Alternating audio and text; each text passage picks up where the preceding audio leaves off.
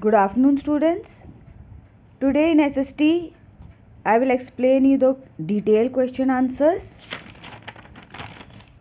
This is the detailed question answers of chapter 14, that is means of communication.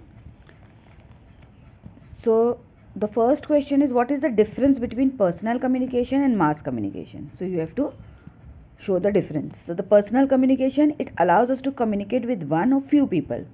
Means with one people you can communicate, or with more than one people, 2, 3, 4, or some group of people. Mobile phone is an example of personal communication. And mass communication, it allows us to communicate to greater number of people at the same time. Here it is directly you can communicate with the personal communication, and in mass communication greater number of people you can address at the same time. And newspaper is an example of mass communication. There are many examples, but one example is given in this. Then we come to the second question, that how has communication developed over the years? Means over the years what development has come in the communication level. Over the years communication has changed dramatically. Means there are many ups and downs. We went from having basically no technology and having to send letters to someone to having everything at the touch of our hands. Means from no technology to touch our hands. This was the great change. Now we have telephones, cell phones, computers and email, which makes communication extremely easy and fast. Means now the communication is very much easy and fast. Then we come to the third question. Here we have to list the various means of mass communication and their benefits. Means what, how many mass communications are there, mediums, and their benefits also. So newspaper and magazine, it gives a wide variety of information relating to nation, business, sports and entertainment. Means whatever news we want to know, we can go through the newspapers. And magazines have limited sources.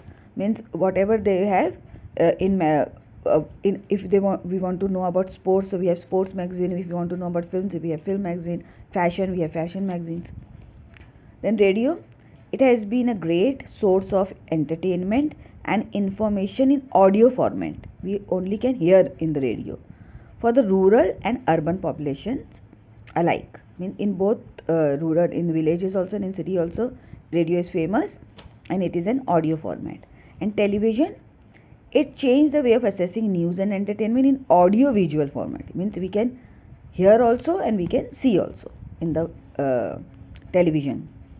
Then cinema, it brings people from different walks of life together and relay messages. Means they send messages related to society, culture and various other themes.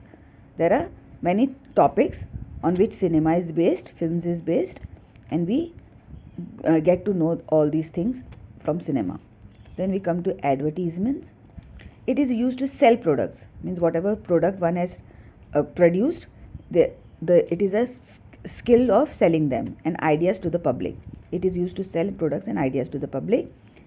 It is done not only for commercial purposes. It is not only of selling the products, but also for informative purposes also. Government also use this platform to inform something. Suppose it is of vaccination or something, polio and all that.